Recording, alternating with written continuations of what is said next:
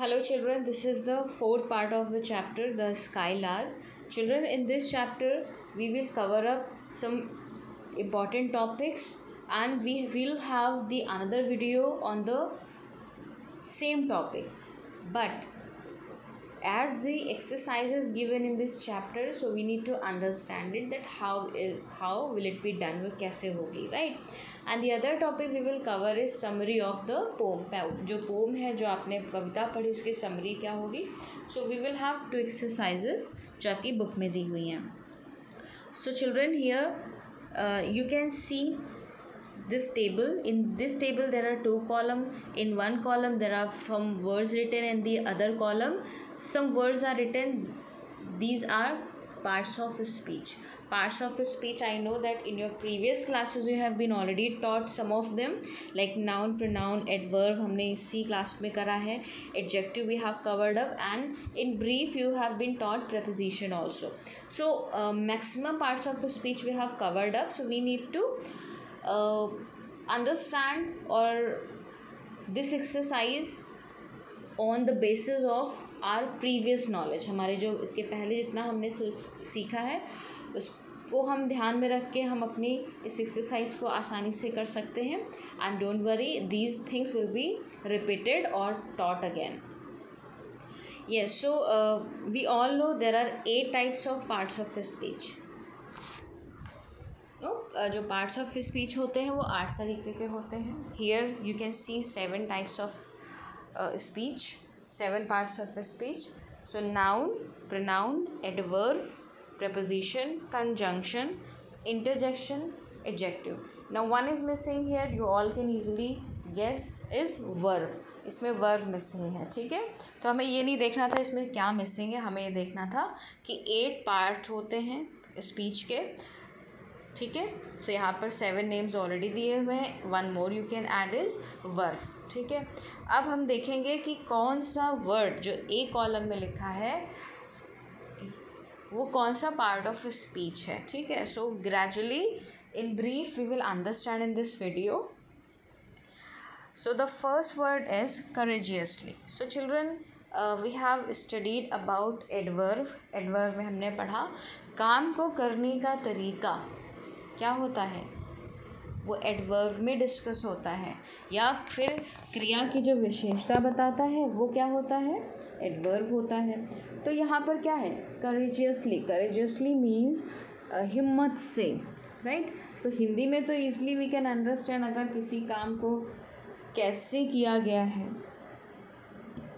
तो वो एडवर्ब में आता है.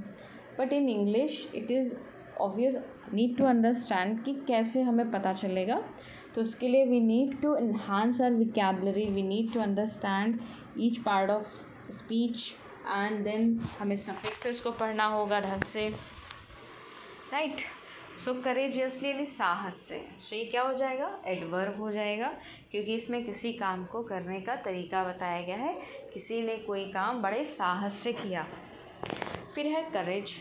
करेज क्या होता है, अब देखिए करेजियसली का मतलब साहस से और करेज का मतलब क्या होता है, हिम्मत.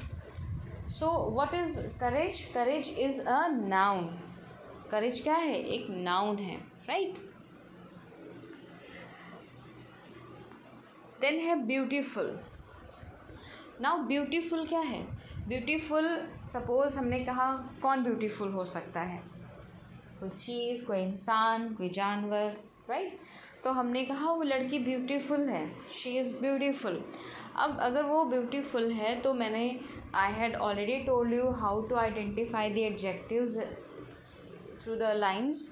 ठीक है, तो जब हम इन हिंदी अगर हमें पता चल जाए कैसा, अगर हमें कैसा का आंसर मिल जाता है, मैंने कहा वो लड़की कैसी है, अच्छी है, बुरी है, ब्यूटीफुल है, अगली है, टॉलर है, ठीक है, इंटेलिजेंट है, मैनर्ड है, राइट. तो ये क्या है, ये एडजेक्टिव है. तो यहाँ पर ब्यूटीफुल क्या हो जाएगा, एडजेक्टिव. देन आता है अंडर. अंडर का मतलब किसी चीज़ के नीचे.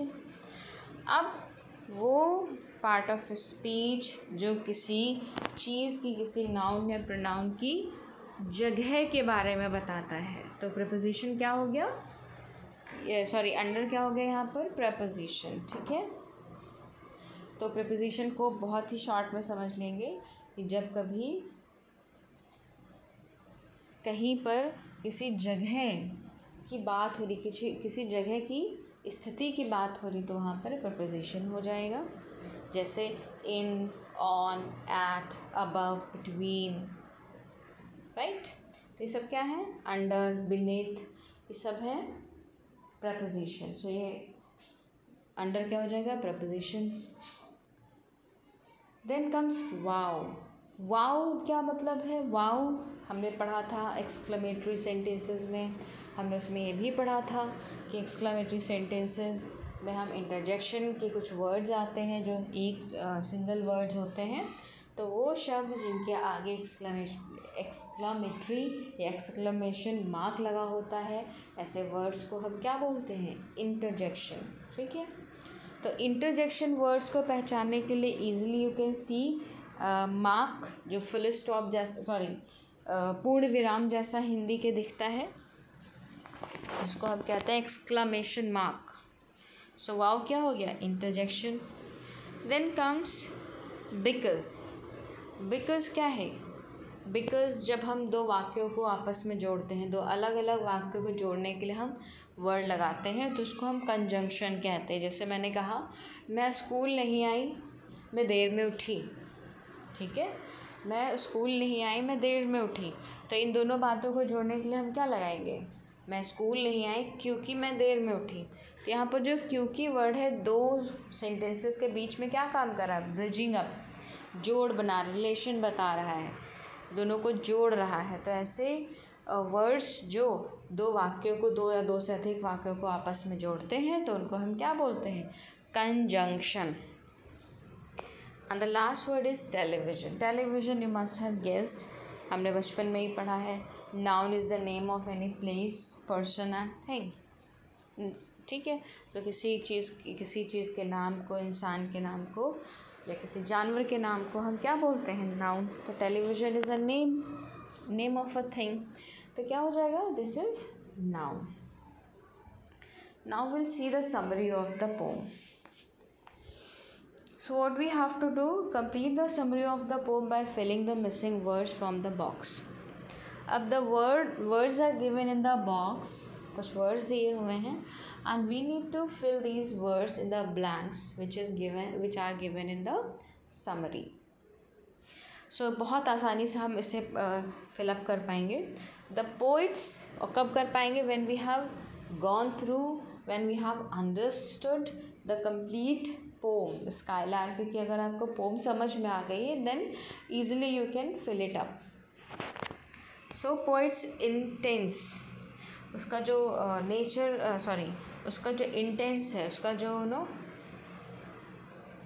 इंटेंस समवेयर इट इज़ इरादा और किसी का मतलब, तो उसका जो नेचर के प्रति क्या दिखता है, उसका love. Intense, sorry poets intense love for nature. Intense का मतलब होता है बहुत ज़्यादा। ठीक है, तो इंटेंस लव, बहुत ज़्यादा लव दिखा है किसके प्रति, नेचर के प्रति। In the beginning of the poem I told you that she gets attracted towards the beauty of nature. She looked up from the cornfield and saw, क्या देखती है कॉर्नफील्ड में, एक skylark, right, soaring in the sky, ऊपर से नीचे की तरफ उड़ान भर रहा है वो, और क्या कर रहा है, सिंगिंग एंड सिंगिंग। ठीक है, सोरिंग कर रहा है एंड सिंगिंग कर रहा है। Then the next line, the butterflies क्या कर रही थी, डांस कर रही थी, अबाउट इन द, कहाँ पर, कॉर्नफील्ड में। ठीक है, so about in the cornfield. The poet knew that skylarks was hidden somewhere among the stalks. और जो पोइटेस है वो क्या बोलती हैं कि जो स्काईलार्क का कहीं ना कहीं नेस्ट है, जो उसका घोंसला है, कहीं ना कहीं छिपा हुआ है, किसके पीछे, स्टॉक्स के पीछे, तनों के पीछे, कॉर्न प्लांट्स के पीछे। और उसको क्या लगता है, she feels that it's mate, mate का मतलब उसका पार्टनर भी वहाँ पर है, right? So children, I hope that you have understood. In future, if it is asked to you, then you should know you should know how to fill up all the blanks, right? So children, thank you so much, take care and keep learning.